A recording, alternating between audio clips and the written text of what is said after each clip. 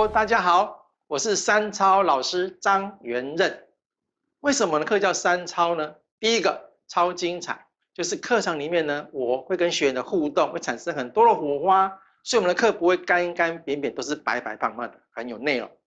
第二个呢，我们是超幽默啊，所以我会透过活动的带领、影片的安排以及小组讨论，让我们课程的产出很丰富。第三个最重要的就是要实用。上完课完了之后呢，可以把课程学的东西到工作上面去运用它。所以三超：超精彩、超幽默、超实用。第二个呢，我们要怎么样让员工可以达标？其实很简单，豹跟狼看到目标，他们的动作是一致的，盯着它，然后慢慢豹就靠近了。等到够近的时候呢，豹就会启动追，但是它的续航力比较低，大概2-3分钟就没力气了。狼就不一样咯，看到目标就跟着1天跟2天跟1个礼拜，一个目标达到为止。所以我们的目的很简单，让我们的员工产生狼的性格，有了狼性才追逐目标不放。第二个呢，狼性怎么来呢？我们可以从信念重塑它，让我们的员工每个都具备狼性。第三个，怎样让目标达到呢？就要想到目标是公司的目标还是员工的目标？通常我们都用公司目标加给员工，员工很难达到。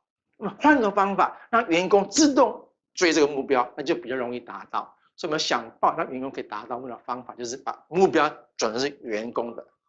第二部分，我们怎么样督导我们的部属，督导我们的员工？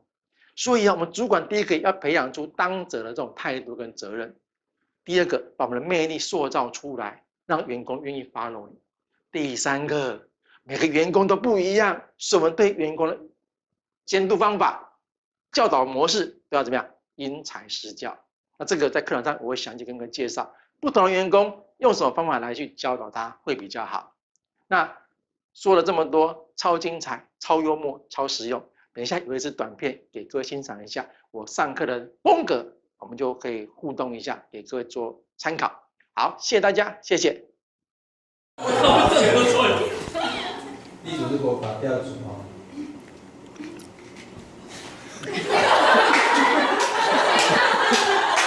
Yes。不要小心，不要把我们的吹倒了。好，第3集哦。我练才激动嘛。老师要传法对啊。我是用这招出来的，好了。OK， 过关。会有神法，老师会有神法，你要考虑清楚。